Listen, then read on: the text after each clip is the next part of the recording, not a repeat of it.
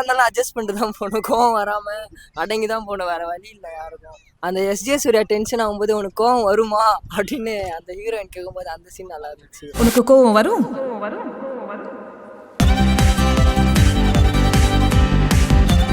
SJ Surya வந்து எல்லாரும் என்ன சொல்லுவாங்கன்னா அவர் ரொம்ப வாய்ஸ் ஆர்டிஸ்ட்னு சொல்லுவாங்க. பயங்கரமா கத்தி கத்தி நடிக்கிற அந்த மாதிரி ஆர்டிஸ்ட். என்னது லேடிஸ் மேட்ரா? பொம்பளை சோக்கு கேக்குதாடா? பொம்பளை சோக்கு பார்த்ததுக்கு அப்புறம் எனக்கு வந்து ரொம்ப ஒரு எக்ஸ்பெக்டேஷன் இருக்கு, இந்த படம் நல்லா இருக்கும் பார்க்கணும் அப்படின்னு சொல்லிட்டு. கல்யாணம்ன்றது ஒரு ரோலர் கோஸ்டர் ரைடு மாதிரி. வெளியிருந்து பார்த்தா அவங்க சந்தோஷத்துல கத்துற மாதிரி தெரியும். எஸ்ஜே சூர்யாவோட ரியாக்ஷன் அதுக்காகவே நாங்க ரொம்ப எக்ஸைட்டடா இருக்கோம். அந்த படம் வந்தா கண்டிப்பா பார்க்கணும்னு. எஸ்ஜே சூர்யா ஆக்டிங்கா இருக்கட்டும், ஜெயம் ரவி ஆக்டிங்கா இருக்கட்டும், வேற அந்த மலையாளம் ஆக்டர் அவரும் நல்லா பண்ணியிருக்காங்க. எல்லாரும் மாட்டிக்கிட்டு தான் முடிக்கிறோம், அந்த சுச்சுவேஷன் தான் அந்த மாரி தான் அது நல்லா காமிச்சிருக்காங்க. ஸோ அந்த மாரி தான் இருப்போம்னு நினைக்கிறேன். ஒய்ஃப் முன்னாடி நடிக்கிறாங்க, அவங்க பின்னாடி வேற மாதிரி இருக்காங்க, ஒய்ஃப் கிட்ட நடிக்கிறாங்க. அதானே அந்த டீசர்ல பார்த்து. வெளியிருந்து பார்த்தா அவங்க சந்தோஷத்துல கத்துற மாதிரி தெரியும். அதே உள்ள போய் பார்த்தாதான் அவங்க சாவு பயத்துல கத்துறாங்கன்னு புரியும். மேரிட் சில பேர் வந்து ஒய்ஃப் கிட்ட மறைக்கிறாங்க, சில பேர் மறைக்க மாட்டாங்க. அது அவங்கவுங்களோட இதை பொறுத்து. வாழ்க்கை மனைவி அமைவதெல்லாம் கடவுள் கொடுத்த வரம், இறைவன் கொடுத்த வரம், அந்த மாதிரி. மனைவி அமைவதெல்லாம் இறைவன் கொடுத்த வரம் இல்ல. அவங்க நடந்துக்கிறது அப்படிதான் நடந்துக்கணுமா? அப்படி நடந்துக்கிட்டாதான் ஃபேமிலியில வந்து ஒரு மிஸ் அண்டர்ஸ்டாண்டிங் இல்லாம பிரச்சனை இல்லாம இருந்துக்க முடியுமா?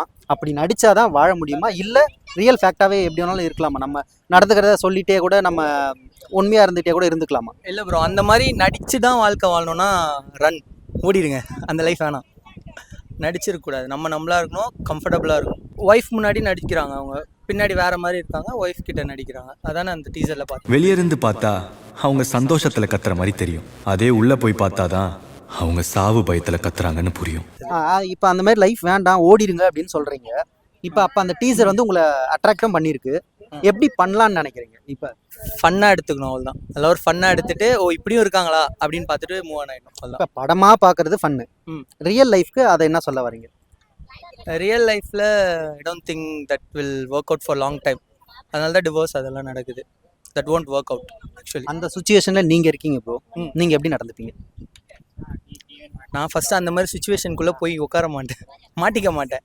லைஃப் பார்த்து தான் சூஸ் பண்ணுவேன். எஸ்ஜே சூர்யா ஆக்டிங்காக இருக்கட்டும், ஜெயம் ரவி ஆக்டிங்காக இருக்கட்டும், வேற அந்த மலையாளம் ஆக்டர் அவரும் நல்லா பண்ணியிருக்காங்க. ரியல் லைஃப்பில் அப்படி தான் நடந்துக்கணுமா? நீங்கள் அப்படி நடந்துப்பீங்களா? உங்களுக்கு நீங்கள் அந்த சுச்சுவேஷனில் இருந்தால் நீங்கள் எப்படி நடந்துப்பீங்க?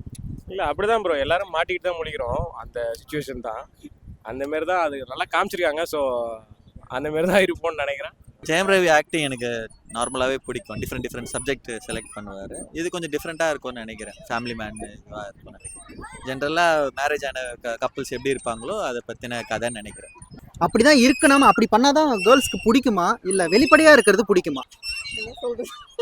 ஸோ அதையும் அவங்க அக்செப்ட் பண்ணிக்கிட்டு இருக்கிற மாதிரி இருந்தால் கொஞ்சம் நல்லா இருக்கும்னு நினைக்கிறேன். ஒய்ஃப்ஸ் ஹஸ்பண்டோட விஷயம் என்னன்னு கேட்டு இவங்க அதுக்கேற்ற மாதிரி நடந்துக்கணும். ஒய்ஃபோட விஷயம் என்னன்னு கேட்டு ஹஸ்பண்ட் அதுக்கேற்ற மாதிரி நடந்துக்கிட்டா ஒரு ஹாப்பி லைஃப் லீட் பண்ணலான்னு நினைக்கிறேன். மறைச்சி பண்ணால் அது பின்னாடி ஒரு பெரிய பாமாக வெடிக்கிறதுக்கு முன்னாடியே ஷேர் பண்ணிக்கிட்டு லைஃப்பை லீட் பண்ணுறது நல்லதுன்னு நினைக்கிறேன். அந்த ட்ரெய்லரில் உங்களுக்கு பிடிச்ச பார்ட் எது? அது எஸ்ஜே சூர்யாவோட ரியாக்ஷன் அதுக்காகவே நாங்கள் ரொம்ப எக்ஸைட்டடாக இருக்கோம். அந்த படம் வந்தால் கண்டிப்பாக பார்க்கணுன்னு. ப்ரோ கோட் அந்த கண்லேயே அவங்க 3 பேரும், அதாவது பின்னாடி நம்ம பார்த்துக்கலாம், இப்போ இவங்க முன்னாடி நடந்துக்கிறத பின்னாடி நம்ம பார்த்துக்கலான்னு சொல்கிறது, அந்த கண்லேயே அவங்க பேசுறது ஒரு மாதிரி. 3 பேர் ட்ரையோ இன்ட்ரடக்ஷன் இருந்துச்சுல, அவங்களோட இன்ட்ரோ நல்லா இருந்துச்சு. அதை பற்றி உங்களோட கருத்து, நீங்கள் எப்படி இருப்பீங்க? யாராக இருந்தாலும் அட்ஜஸ்ட் பண்ணிட்டு தான் போகணும், கோவம் வராமல் அடங்கி தான் போகணும், வேற வழி இல்லை யாருக்கும். அந்த எஸ்ஜே சூர்யா டென்ஷன் ஆகும்போது உனக்கு கோவம் வருமா அப்படின்னு அந்த ஹீரோயின் கேட்கும்போது அந்த சீன் நல்லா இருந்துச்சு. உனக்கு கோவம் வரும்.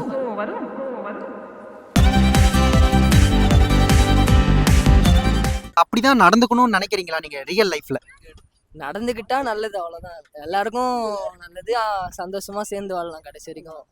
யாராக இருந்தாலும் சரி அட்ஜஸ்ட் பண்ணிட்டு ஒருத்தருக்கு ஒருத்தர் விட்டு கொடுனா சேர்ந்து வாழலாம். இதை மறைச்சாதான் குடும்பம் சந்தோஷமா இருக்கும்னு நினைக்கிறீங்களா, இல்லை வந்து ஏதோ உளறிடுவீங்களா? இல்லை மறைச்சாதான் சந்தோஷமாலாம் அப்படிலாம் கிடையாது. உண்மையாகவே இருக்கலாம், எந்த தப்பும் கிடையாது.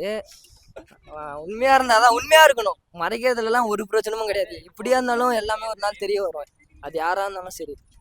ஒரு பொய் சொன்னா கடைசி வரைக்கும் போய் தான் சொல்லிட்டு இருக்கணும், அதுக்கு உண்மையாக சொல்லிட்டு போயிடலாம்.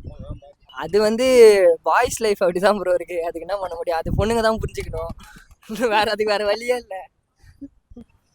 நீங்கள் சொல்லுங்கள். அதில் அந்த கார்டு வர்ற மாதிரி காமிச்சிட்டு இருந்தாங்க. அது ஏதோ இவங்க பண்ணுற இதெல்லாம் மறைச்சிட்டு திரும்பியும் ரீஸ்டார்ட் பண்ணுற மாதிரி 3 பேர் இருந்தது. அதில் ரவி மோகன் தெரியும் நம்மளுக்கு, அவர் ஃபஸ்ட்டு ஸ்டூடியோ நடக்குது.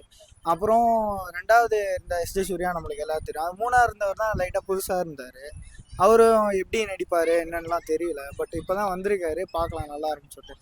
நல்லா ஜாலியாக ஃபன்னாக ட்ரீவ் மாதிரி இருக்கும். லைக் விஎஸ்ஓபியில் வர மாதிரி அந்த மாதிரி நல்லா ஃபன்னாக இருந்ததுன்னா நல்லா இருக்கும்னு நான் எக்ஸ்பெக்ட் பண்ணுறேன். ரியல் லைஃப்பில் நம்ம எப்படி நடந்துக்கணும், இல்லை ஒரு சில விஷயங்கள் சொல்லணும், ஒரு சில விஷயங்கள் சொல்லக்கூடாது அப்படின்னு நிறைய பேர் வந்து கட்டுப்பாடோடு இருக்காங்க. நம்ம எப்படி இருந்தால் நம்ம லைஃப் நல்லாயிருக்கும், இல்லை அந்த இதை பற்றி சொல்லுங்கள். இப்போ பேசிக்காக கேரக்டர் பார்த்தீங்கன்னா நான் ஓப்பனாக பேசுவேன், ஜாலியாக இருப்பேன், ஃபன் பண்ணிவிட்டு நான் அந்த மாதிரி தான் இருப்பேன் ஜாலியாக. இப்போ என்னை பொறுத்த வரைக்கும் நான் என்ன பண்ணுறேன் என்ன சூழ்ந்திருக்கவங்களை பொறுத்து தான் இருக்குது. இப்போ நான் எந்த தப்பு பண்ணாலும் அவங்களுக்கு என்னைக்காவது ஒரு நாள் தெரிஞ்சிடும். அதுக்கு நான் எப்படி தப்பு பண்ணால் நான் தப்பு பண்ணேன்னா தப்பு பண்ணேன், தப்பு பண்ணலன்னா தப்பு பண்ணல, அவ்வளோதான். என் கேரக்டர் அந்த மாதிரி ஒருத்தவங்களுக்கு மாறும்.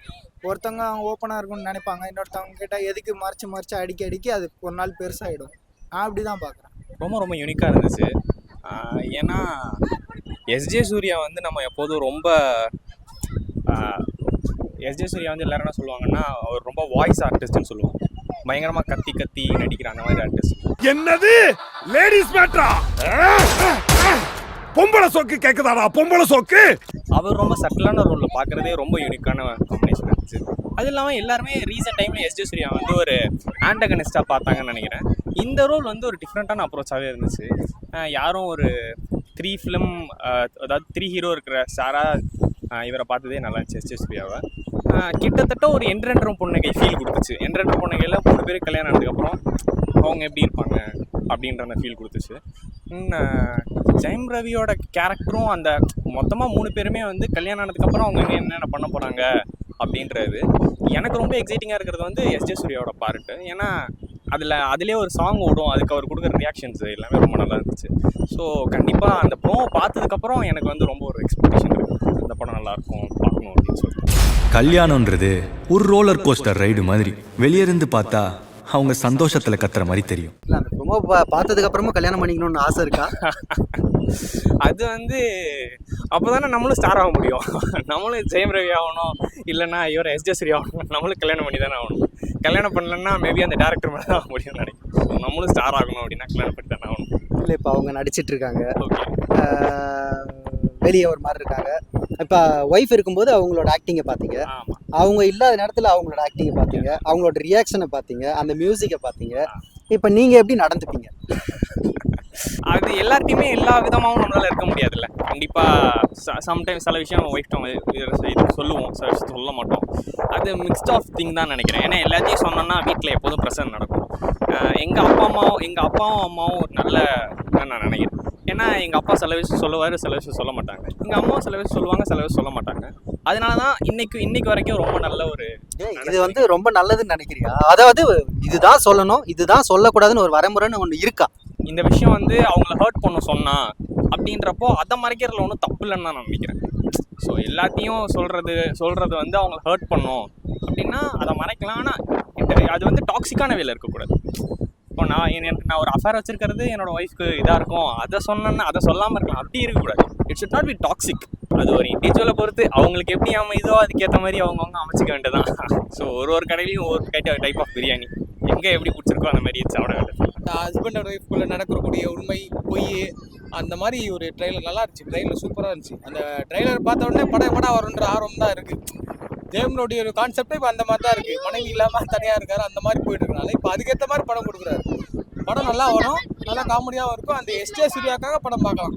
ஐடி கம்பெனியில் கொடுக்க மனைவி, ஐடி கம்பெனியில் இருக்கக்கூடிய கணவன், அந்த மாதிரி இருக்கக்கூடிய பொய்யா தான் நடிக்க வேண்டியதாக இருக்குது. நான் வெளியில் என்ன வேணால் ஆட்டை போடலாம், உள்ளே வந்து வீட்டுக்குள்ளே கமிச்சுக்க அமைதியாக இருக்கணும். அந்த மாதிரி தான் இன்றைக்கி காலகட்டத்தில் இருக்குது. அந்த படத்தை பொறுத்த வரைக்கும் அந்த கருத்து நல்ல கருத்தாக, வரவேற்பு கொடுத்த தப்பான கருத்தாக எதுவும் கிடையாது. வீட்டுக்குள்ளே நல்லவனா இருந்து வெளியில் போய் கெட்டவனா இருக்கான் ஒரு கணவன், அவ்வளோதான் கான்செப்ட். அதுதான், வேறு எதுவும் கிடையாது. உங்களோட பர்சனலை வந்து நீங்கள் உங்கள் ஒய்ஃப் கிட்ட சொல்லிடுறீங்க, மற்றபடி எல்லா விஷயத்தையும் நீங்கள் ஷேர் பண்ணிடுறீங்க.